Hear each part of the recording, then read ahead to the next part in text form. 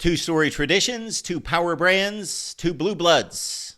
Down to the final play of the game. Welcome into the Voice of College Football.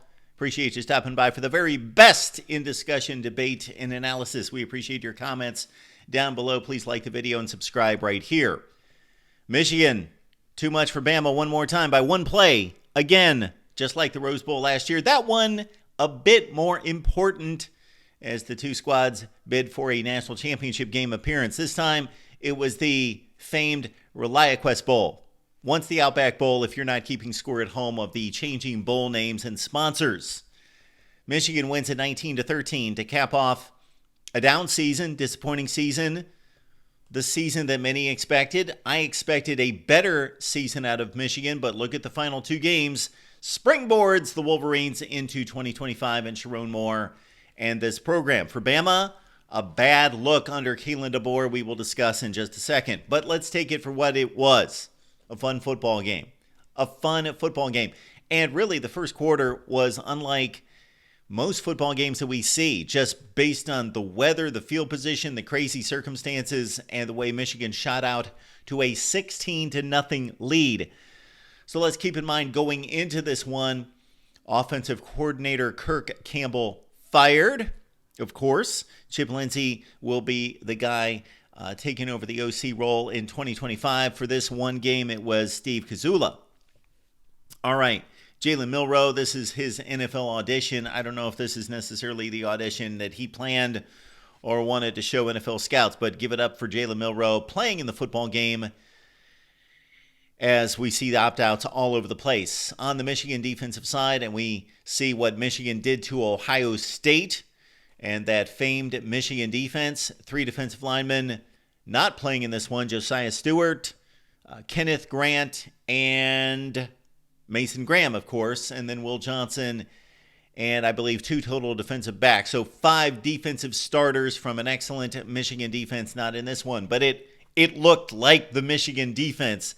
They played that well. First drive of the game, Bama goes for it on a 4th and long, and Jalen Milroe sacked by Derek Moore. TJ Guy was also applying pressure. That set up a Michigan field goal.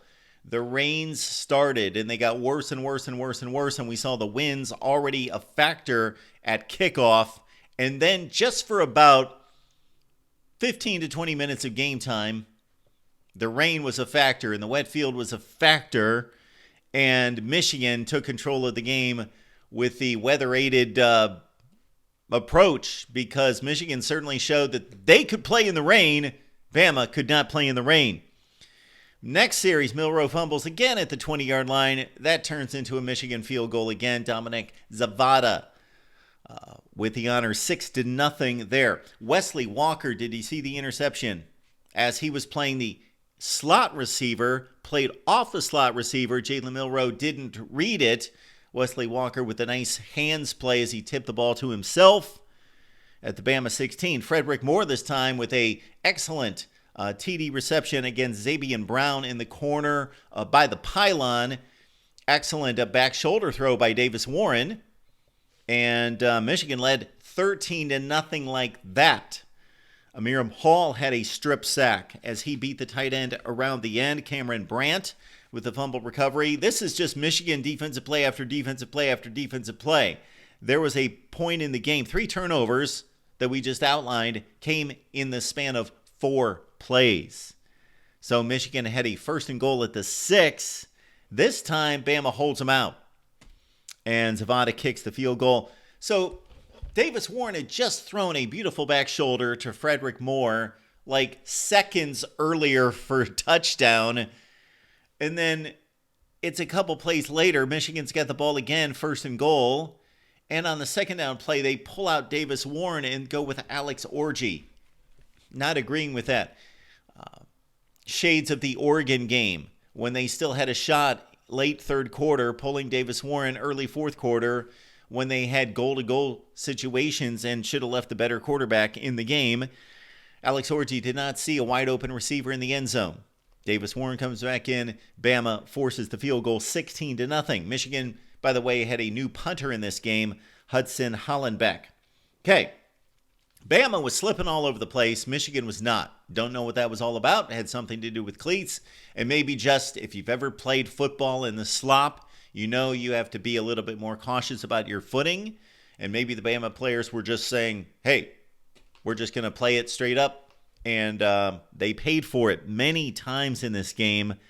Milroe did change the cleats. That was reported with 9 minutes left in the second quarter. Bama finally, after running 22 plays, get this, 22 plays, 2 yards. 4 plays, 71 yards, including Rico Scott around the end. That was the play that got the Bama offense somewhat generated, 24 yards on that play. And then Bill Rowe hit the touchdown pass to Robbie Outs, touchdown. And finally, the play concept on the right side. And Kalen DeBoer is supposed to know what he's doing on offense. That's been his calling card. That's been what got him through the FCS ranks. Fresno State, Washington ascended him to Alabama. Did such a great job at Washington, was the offensive side of the ball primarily. And the route concept left Outs wide open. And so Bama finally on the board 16-7. This all before the first half. Sharon Moore called a timeout with Bama inside its own 10 with only about 40 seconds left in the first half. I didn't think it was a horrible call, but I kind of questioned it. At the time, didn't seem like it would burn more. And with Bama with a 3rd and 1, you figure you stop them there, you get the punt back, and you've got about 30, 35 seconds to work with to try to get a field goal. On the other hand, if Bama gets a first down, big deal. They're still at their own 10 or 15 yard line with only like 30, 35 seconds left. However, Jalen Milroe sprung it for 41 yards. And then on the next play, you had Jeremy Bernard for 40 yards. He should have gone out of bounds. That would have saved Bama a spike. They had to clock the ball because Jeremy Bernard did not run the ball out of bounds, and that may have cost Bama a touchdown. Michigan held inside the 5, and we got to the halftime at 16-10 as Bama scored with 4 seconds left in the first half. So after all that mess, and Michigan just basically played inside the Bama 20-yard line for almost the entire first half, Bama's within 6 after, again, it was like 71 yards to -2 at one point. Bama led in the yardage category 163-109 at halftime. All right, second half, James Smith with a big sack. At this point, this knocked out Davis Warren from the game. 9 of 12, 73 yards for Davis Warren. Played relatively well. Davis Warren, he's a walk-on. He is what he is, and he has finished his Michigan career. Milroe on a 4th and 7. Wide throw, out of bounds, really screwed up Bama at that point. That was a bad throw. Jalen Milroe, really, for the NFL audition, and the Michigan front pass rush had much to do with it, but still not a good look for Jalen Milroe today. 11 minutes left. Jordan Marshall scampers for 24 to the Bama 39. For the entire second half up until that point, the Michigan offense had done nothing, 0. And Marshall scampers for 24, hit 23 carries for 100 yards and looked really good. Tough runner for a true freshman. Key play here, though, for Alex Orji. And I'm getting on Alex Orji because he is what he is. He threw for 2 yards, was ineffective in the run game, really did nothing but take snaps and hand the ball off. But he didn't turn it over.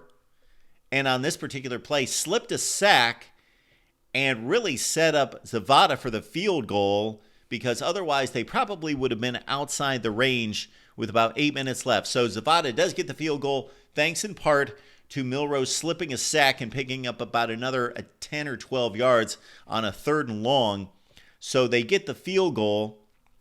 Bama comes right back, and Michigan could have stopped Bama, but Jayshon Barnum was called for a roughing the passer. That gave Bama a first down. That led to a 51-yard field goal with 4.5 minutes left. So we still were within one score, 19-13. And then on the ensuing drive, Bama gets it right back. Justin Jefferson, just a dumb play. He was on the ground. I don't know what the Michigan player did to him. If anything, we don't know. But he kind of slapped him, half punched. It was called a punch on the broadcast. I would call it more of a slap. Could have been thrown out of the game. Kalen DeBoer yanked him out of the game for a couple plays. And that almost cost Bama. But they overcame it large in part to a middle screen to Jam Miller, who went for 25 yards down to the 10-yard line. And if you watch the play, made a really nice catch on the football. Milroe just throwing a dump off over the line, threw it way behind him, made a nice hands catch behind him, scampered for 25 yards, and Bama was in business inside the 10-yard line. But the defense stiffened. The coverage was excellent.